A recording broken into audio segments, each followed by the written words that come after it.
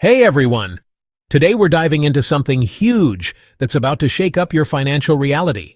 The recent 50 basis point rate cut by the Federal Reserve in September 2024. Yep, you heard that right. The Fed just made a bold move, and whether you've noticed or not, it's going to impact your wallet. But here's the thing. Even though interest rates are dipping, we've got to face a tough truth. According to the latest OCBC survey, only 40% of Singaporeans can afford to spend beyond just the basics. That leaves a staggering 60% still struggling. So while the rate cut is a step forward, it's far from a magic fix. Think about it. Have you ever hesitated to grab that extra coffee or treat yourself to a nice meal? Inflation is still gnawing away, and for many, that rate cut feels like a drop in a very big bucket. But stay with me till the end, because I'm going to break down exactly what this means for you, your money, and your future investments. And hey, don't forget to hit that subscribe button, like the video, and share it with your friends for YouTube algorithm to promote this channel. Chapter 1. Emergency funds? What emergency funds?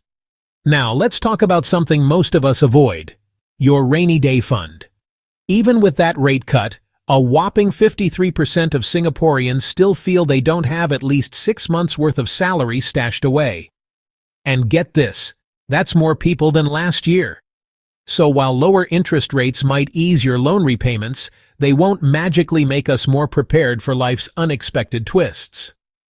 If your car breaks down tomorrow, or your washing machine suddenly decided it's done with laundry forever, could you cover the repair costs without breaking into a cold sweat? If the answer is no, don't worry, you're not alone.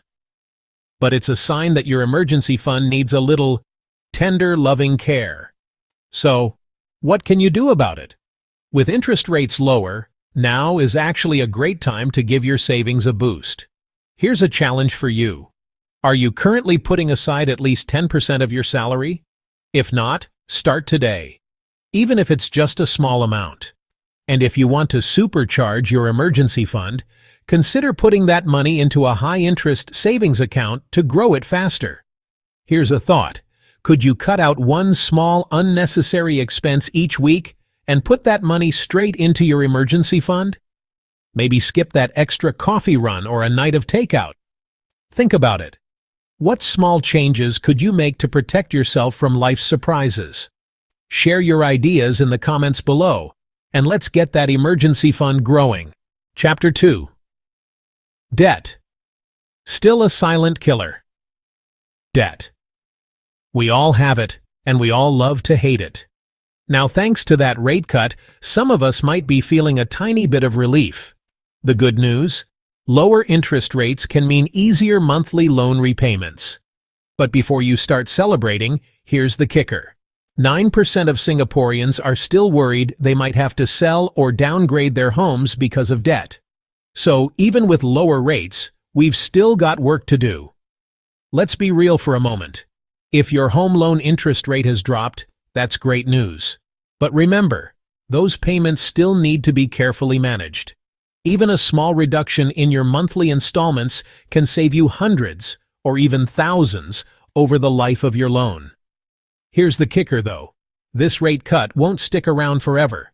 So now's the time to make some smart, proactive moves. Now, let's talk strategy. What can you do to get ahead? Are you paying off high-interest debt? With lower rates, this is the best opportunity to knock down those balances faster. Have you refinanced your mortgage yet? If not, it might be time to take a closer look. Even shaving off a small percentage can lead to big savings in the long run. Question for you. What debts do you have that could benefit from these lower rates?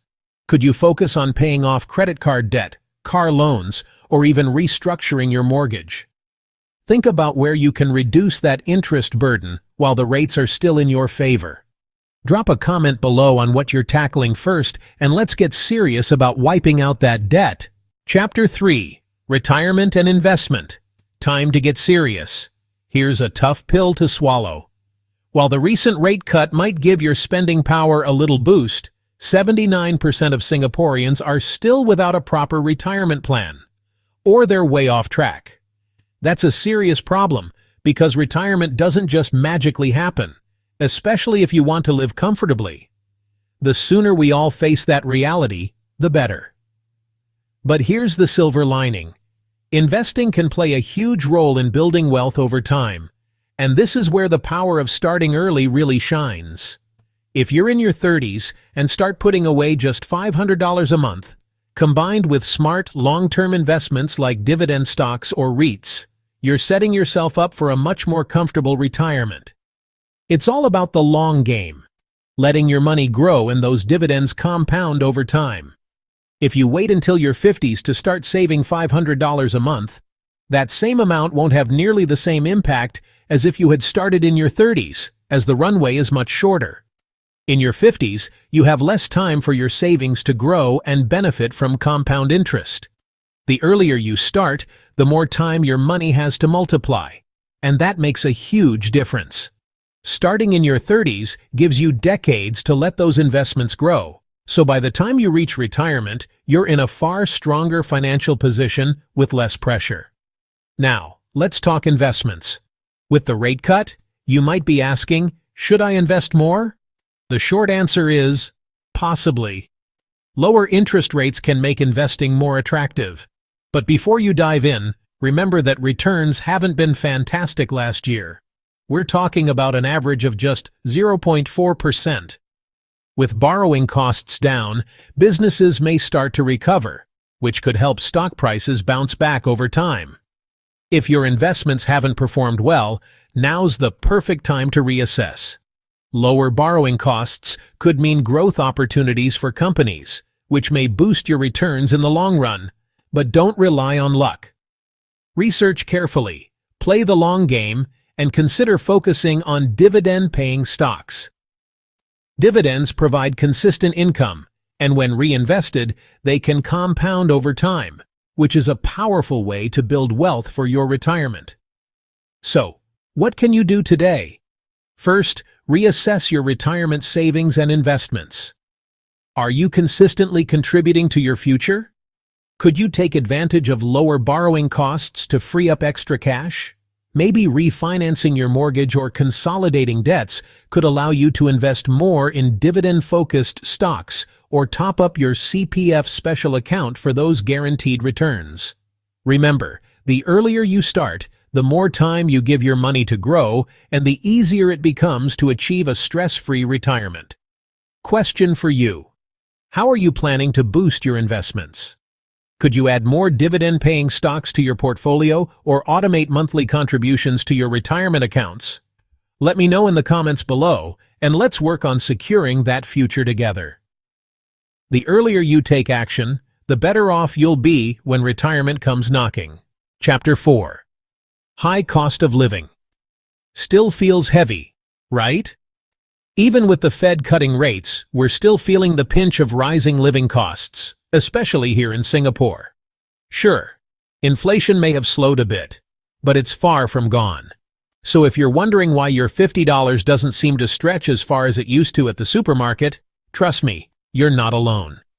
Remember when $50 could actually get you groceries for the whole week?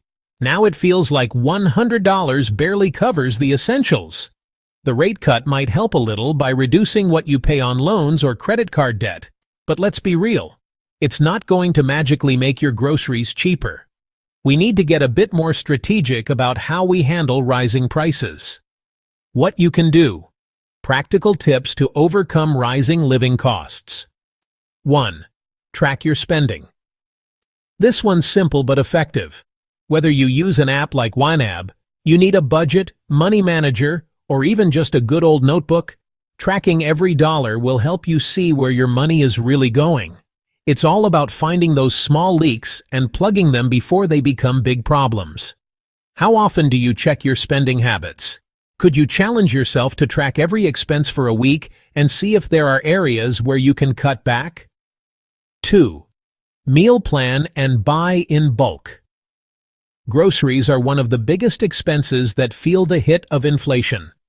Planning meals ahead and buying items in bulk, especially non-perishables, can save you a significant amount. Opt for house brands or discounted items, and you'll see the savings add up over time. How often do you plan your meals ahead of time? Do you think buying in bulk could help stretch your grocery budget? 3. Cut subscriptions and hidden costs. It's so easy to forget about that gym membership you haven't used in months, or the multiple streaming services you rarely watch. Go through your subscriptions and see which ones you can live without. When's the last time you reviewed your subscriptions? Could you cut one or two to free up more cash? 4. Use cashback and rewards programs. Make your spending work for you. Sign up for cashback credit cards or reward programs at supermarkets and other retailers you frequently shop at. While it won't make everything cheaper, it'll give you some savings or bonuses that can offset rising prices. Are you taking advantage of any cashback or rewards programs? How much could you potentially save by switching to a cashback card? 5. Negotiate your bills. Whether it's your phone bill, internet plan, or insurance premiums, sometimes you can call your provider and negotiate a better deal. It never hurts to ask, and you could save hundreds annually. When was the last time you negotiated a bill? Could a quick call to your provider shave some money off your monthly expenses? 6. Embrace second-hand and free resources. With the rising cost of everything, don't shy away from exploring second-hand markets for furniture, clothing, or gadgets. Platforms like Carousel in Singapore or local Facebook marketplace groups are great places to score deals. You can also tap into community events or free resources. Sometimes you can find quality items or experiences at zero cost. Have you tried shopping secondhand or using free community resources? What's the best deal you've found? Bottom line, be smart, be proactive. The rate cut might reduce some of your financial pressure, but the high cost of living is here to stay for now. Taking small steps like tracking your expenses, cutting unnecessary costs, and being mindful of your spending can make a big difference. Every dollar counts, and with a few tweaks to your habits, you can stretch your money further, even in these tough times. Now, what's your plan? Which of these strategies could you start using today to tackle the high cost of living? Let me know in the comments, and let's help each other out. All right, everyone. The rate cut may be a small win, but it's definitely not a magic fix for all our financial challenges. Whether it's beefing up your emergency fund, taking advantage of lower loan repayments, or finally getting serious about your retirement plan, remember, the power to change your financial future is still in your hands. So, what's your next move? Are you going to start saving more, tackle that lingering debt, or maybe shift towards smarter investment choices like dividend stocks for passive income? Investing in dividend-paying stocks now could set you up for steady income streams that grow over time, giving you more financial freedom in the future. Share your action plan in the comments below. Let's inspire each other to make the most of this opportunity and build a stronger financial future together. And hey, don't forget, if you found this video helpful, hit that like button, subscribe, and ring that notification bell for more personal finance tips and updates. Together, we can stay on top of global changes like rate cuts and make them work for us.